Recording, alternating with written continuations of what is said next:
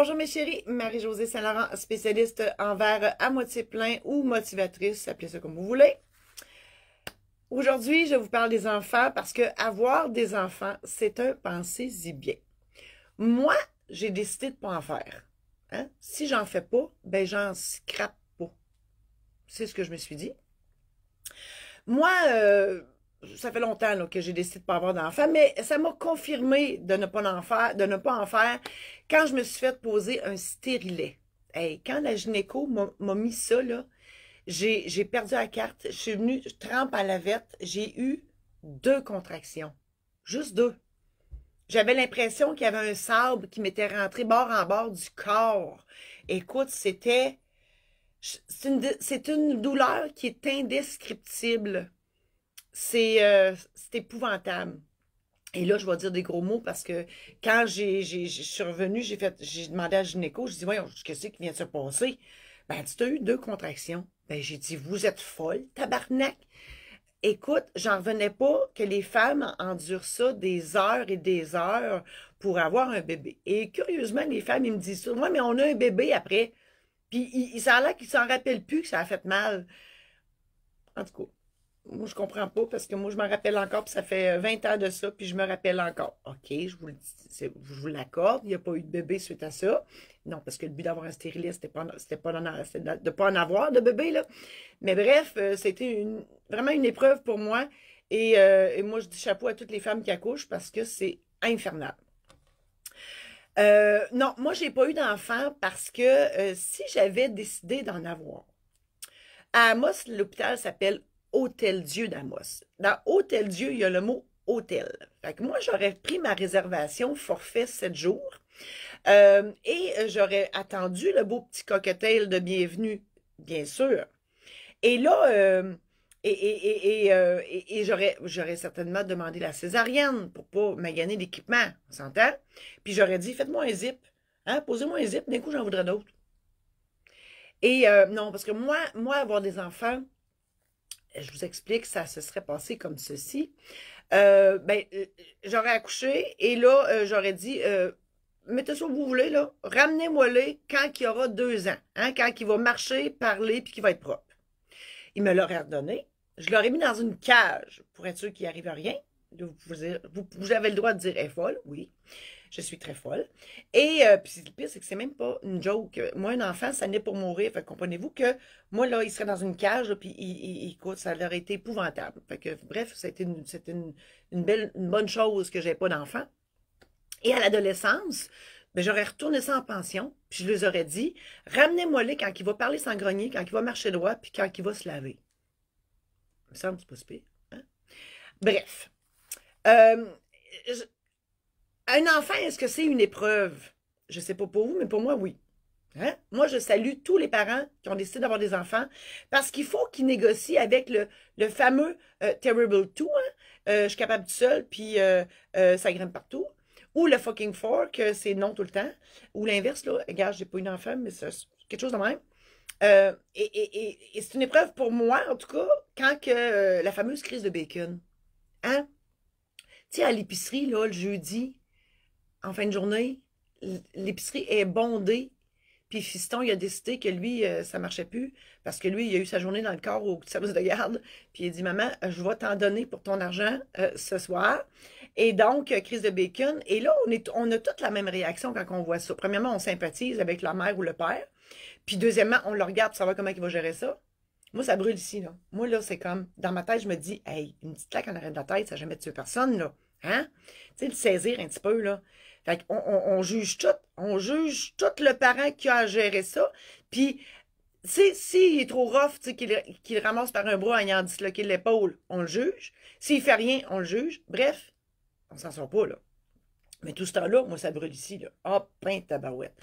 Et une épreuve, ok, oui. Ah, puis, moi, je prétends là, que ça, les crises de bacon, tu sais, c'est des enfants rois des fois. Hein? C'est pas la faute des enfants, c'est la faute des parents. Puis, oui, à qui la faute, les parents, mais ça doit être aussi de passe-partout, là, je peux pas croire. Euh, une épreuve encore plus dans un avion. Moi, j'ai déjà peur en avion. Fait que moi, s'il y a un enfant qui braille ou qui crie, là, oh my God. Hey, moi, c'est pas du champagne que je bois dans l'avion. Non, non, non, non, non. Une bouteille de Malox au complet, s'il vous plaît. Parce que moi, je me possède plus. Ça, c'est clair. Et, faut se le dire, un enfant, là, c'est un peu une boîte à surprise. Hein? Moi, tu sais, quand, mettons, là, qu'il décide d'avoir la petite surprise dans la boîte de céréales puis qu'il y avait au complet sur le comptoir, hein? C'est le fun. Tu sais, samedi matin, tu te lèves à 8 heures puis tu te rends compte que les céréales sont toutes partout sur le comptoir puis à terre parce que fiston ou fistonne a décidé qu'elle voulait avoir la surprise. C'est toi qui as la surprise. Hein?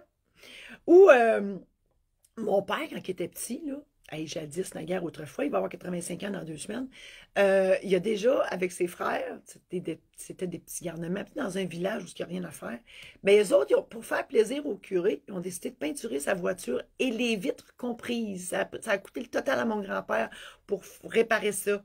Parce qu'il avait vu les vitraux, parce qu'il y avait l'église, puis il venait d'installer les vitraux sur l'église, puis les autres, ils trouvaient ça beau. On dit, hey, on va faire la même affaire avec le tour du curé.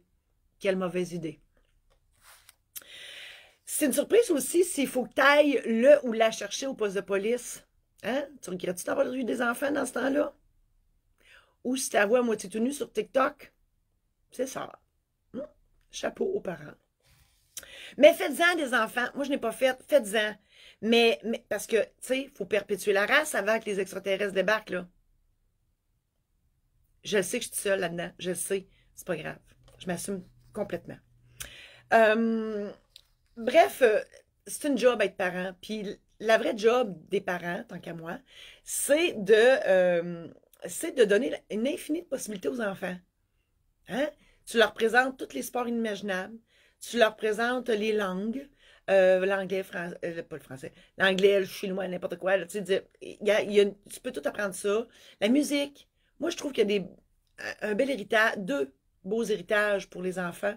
Puis ça, c'est personnel à moi, là, si j'en avais eu. C'est sûr que les enfants auraient été bilingues, c'est clair. Et ils auraient su jouer de la musique, auraient su lire la musique. Moi, je sais lire la musique parce que ma mère, elle m'a envoyée au cours de piano. Et moi, je la salue pour ça parce que maintenant, je sais lire la musique, donc je me débrouille. Anglais, ben, j'écoute la TV en anglais beaucoup. Et bon, Days of Our Lives, tous les jours, ça aide. Et voilà. Donc, parce que nos parents nous ont aussi amenés en voyage, ça aussi, c'est un bel héritage à donner aux enfants de montrer qu'est-ce qu'il y a dans le monde. Tout est à découvrir. Donc, moi, je pense que à part gérer le Terrible 2, le Fucking Four et l'adolescence et l'adolescence et tout ça, ben, il y a aussi de donner aux enfants la possibilité, de montrer la possibilité. Là, mon cellulaire, il baisse, là. Vous êtes à l'heure de me voir. OK. Ensuite, qu'est-ce que je peux vous dire aussi? Ah oui, bien, de grâce. Hein, si vous faites des... Voyons, Seigneur, j'ai bien de la misère le matin. Si vous faites des enfants, là, de grâce, occupez-vous-en, OK? Scrapez-les pas avec Internet. Hein, il y a assez du bonhomme qui joue à Candy Crush toute la journée, là. Hein, de grâce, mettez-les pas devant la TV ou devant les jeux vidéo. Occupez-vous-en. Hein? Je suis qui, moi, pour vous dire ça? Je le sais.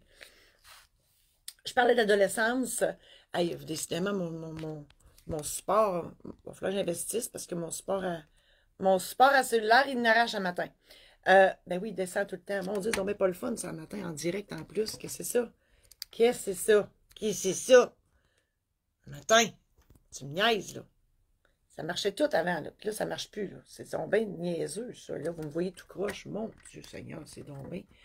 Tu sais, hein, la technologie, puis moi, c'est 2, puis c'est 3, puis c'est 4, puis c'est 5, puis c'est 6. Là, je sais pas ce qui se passe le matin. Mon Dieu Seigneur, ça va pas bien. Là, vas-tu finir par avoir quelque chose, pensez-vous?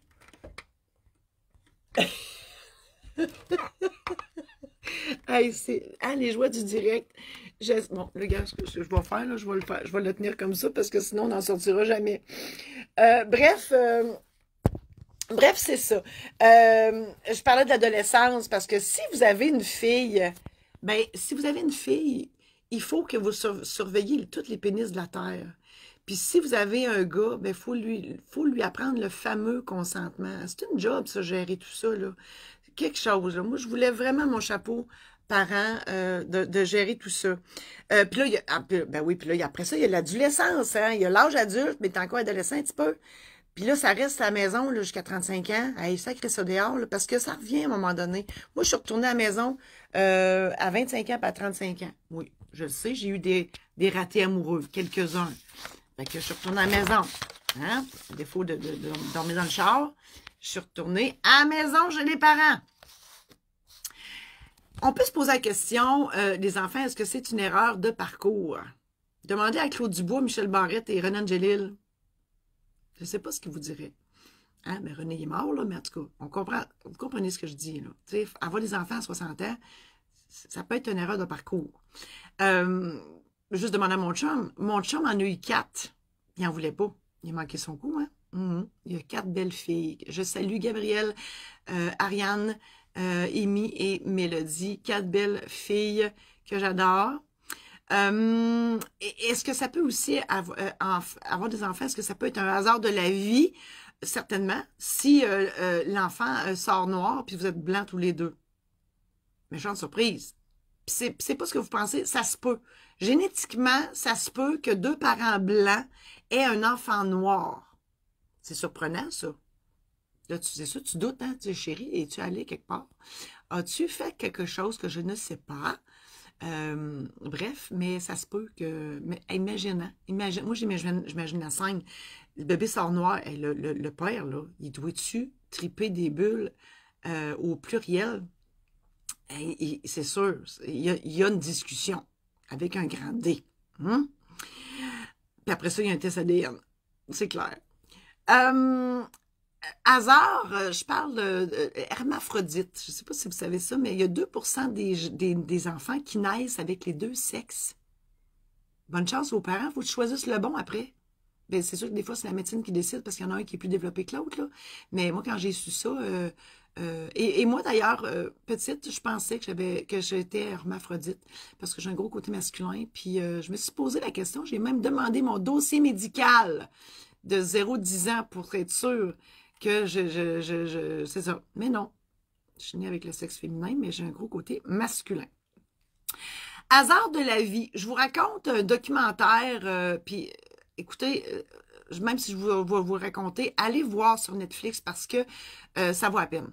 Je vous raconte, puis vous allez voir pourquoi je dis que c'est un hasard. Les enfants et hasard, ça marche ensemble. À Indianapolis, il y a un gynécologue. Et la série, là, ça s'appelle, en anglais, c'est Our Father, ou en français, Notre Père à tous. Vous allez comprendre. C'est un gynécologue. Lui, il aidait les femmes à tomber enceintes.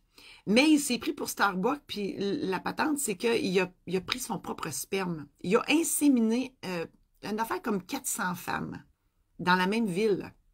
Et là, quand quelque chose est sorti du sac, ben ça fait que c'est triste, là.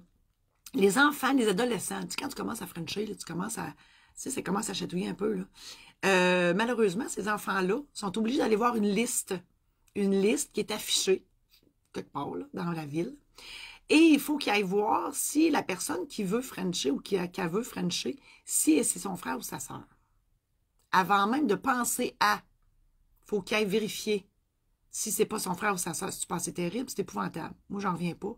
Puis c'est une histoire vraie, ça, là. C'est vrai, vrai, vrai, là. OK? Puis, je parle de gynécologue. Dans le film, c'est un gars. C'est-tu juste moi qui pense qu'un gynécologue, il faut que ce soit absolument une femme parce que sinon, c'est rien qu'un vieux cochon? Je le sais que je suis seule là-dedans aussi.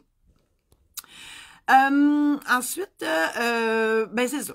Moi, là, tu sais, dans le fond, je parle des enfants. Au Québec, puis ailleurs, ça prend un pénis, un vagin, puis tu peux avoir une trolley d'enfants. Moi, je suis d'avis. Puis ça, c'est très personnel à moi, là, puis vous pouvez me suivre ou pas, là. Je m'assume complètement dans ce que je vais vous dire. Moi, je prétends que, tu sais, ceux qui vont adopter des enfants ailleurs, c'est épouvantable la panoplie de papier qu'il faut qu'ils remplissent. Je sais, dans mon bureau, comme quand j'étais notaire, d'ailleurs, j'ai une histoire dans mon tome 1, si ma mémoire est bonne, ou 2, je ne me rappelle plus. Une histoire que je raconte ça. Écoute, les papiers, ça finit plus. L'analyse de sang, le rapport médical, le rapport psychologique, la preuve d'emploi, la preuve de mariage, bref, ça finit, des diplômes, en tout cas, bref, ça finit plus pour être capable d'adopter un enfant. Et d'où ma prétention. Moi, je prétends qu'au Québec, on devrait faire la même chose. On devrait exiger un permis pour faire des enfants. Pas nécessairement d'avoir des diplômes et tout ça, c'est pas ça que je veux dire, mais vous comprenez ce que je veux dire. Tu sais, des fois, il y en a qui ne devraient pas en avoir. Il y en a qui ne devraient pas avoir d'enfants. Parce que c'est ça. Fait que faudrait peut-être des fois penser à demander un permis pour avoir des enfants. Et à ce moment-là, la DPJ serait peut-être moins occupée, puis moi, je serais peut-être moins stressée. Je dis ça, je dis rien. J'ai peut-être pas fait d'enfants, mais j'en ai élevé énormément. Parce que quand tu tombes en amour à partir de 25 ans, avec des gars, nécessairement, les gars, ils ont tous des enfants. Et là, je m'adresse aux femmes. Si vous prenez cette prémisse de base-là, que vous allez toujours passer en deuxième, la vie va être merveilleuse. Mais si tu penses que le père, il va te faire passer avant ses enfants, tu vas être malheureuse tout le temps. Donc, prends pour acquis que tu vas toujours passer après les enfants. Puis tout va très bien aller. Moi, c'est ce que j'ai fait depuis le début, instinctivement. Je savais que les enfants passeraient toujours en premier. Puis tant mieux des fois si par, tu sais, pas j'allais dire par hasard, pas ça, mais tu sais, à un moment donné, dans telle situation, il va te faire passer en premier, tant mieux. Mais attends pas ça. Parce que la normalité, c'est qu'un parent va toujours prioriser ses enfants. C'est clair. Parce que tu n'es pas la mère des enfants. Voilà. Et je finirais ça avec une morale. L'amour, c'est pas une question de sang, c'est une question de cœur. Hein? Parce que même si j'ai pas eu d'enfants, j'aime les enfants, et particulièrement ceux de mon chum. Et je souhaite aujourd'hui la bonne fête à Mélodie, la troisième de la trolley de 4, que c'est sa fête aujourd'hui. Alors, bonne fête, Mélodie. Et ben, faites-en des enfants parce que c'est beau, les enfants. Puis, encore là, je le répète, je salue tous les parents qui ont eu le courage ou l'inconscience de faire des enfants parce que c'est une maudite job. Et je dois vous dire aussi que ça nous apporte des beaux moments parce que pour la première fois, à 50 plus 4, je vais être grand-mère. Grand-mère de cœur et non de sang parce que Gabrielle, la plus vieille, va avoir un bébé le 27 juillet. Donc, ça va être une première pour moi et pour papa aussi, qui est bien énervé de ça. Alors voilà, c'était ma chronique de ce matin. Merci infiniment d'avoir été là. Je vous invite à visiter mon site internet marie-josée-saint-laurent.com pour connaître tous les services et les produits que je vous offre. Et je termine en vous souhaitant une magnifique journée. Au revoir.